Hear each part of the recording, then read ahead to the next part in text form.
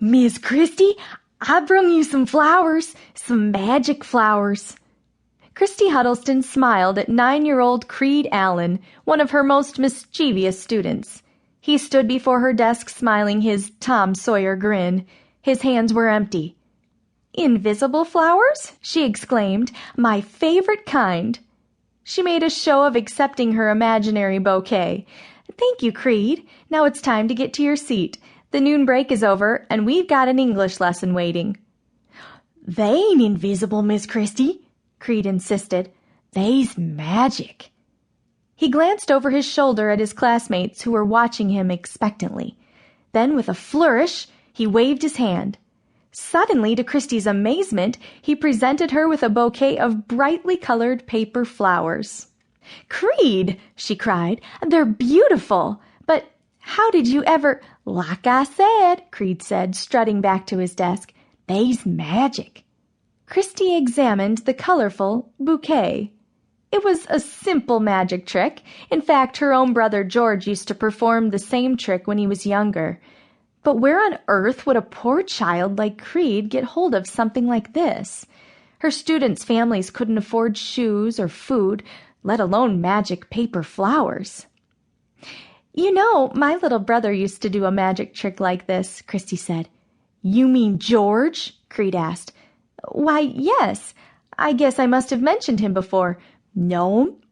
"Then how did you know his name?" Creed grinned from ear to ear. "Could be 'cause he's hiding behind that there blackboard a-waiting to surprise you." Before Christy could utter another word, out jumped George from behind the blackboard. He ran to her, lifted her right up out of her chair, and swung her around in a circle. "Hey there, sis!" Surprised. "George, I can't believe it's really you!" Christy laughed. "Now, please put me down. I'm getting dizzy." George looked like their father, with his chiseled chin and his deep blue eyes framed by dark lashes. However, their father had a solemn, worried air about him, but George always seemed ready to take on the world. And like their mother, he had an infectious laugh and a dimpled grin that was hard to ignore. Christy had also inherited their father's blue eyes, but she had their mother's delicate build, and when it came to personality, she was much more like their father than George was. She was responsible, kind, and quick to worry. "Class," Christy said, straightening her dress, "I'd like you to meet my brother, George Huddleston." "Oh, I've already met a few of these characters," George said, winking at Creed. "I taught Creed that magic trick during the break while you were reading to some of the other children. He's a quick study." "How long have you been here?"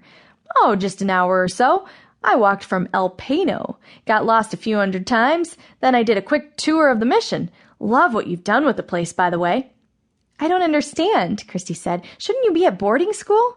George rolled his eyes. "So much for the postal service. Didn't you get my letter?" "Letter? No, I haven't had a letter from you in ages, George." Christy shook a finger at him. "Even though I write you every single week." I know. I'm the world's lousiest correspondent, but they keep us pretty busy at school, sis. The thing is, I did write to tell you I was coming," he grinned. "Or warn you, I guess I should say." "Don't be silly," Christy gave him a hug. "You know I'm thrilled to see you. But what about school?"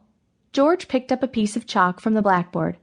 "We had a big storm the other day, caused a lot of damage. The place is going to be closed for a couple weeks while they do repairs." "That's a shame." "Well, it depends on your point of view. Most of us were pretty excited."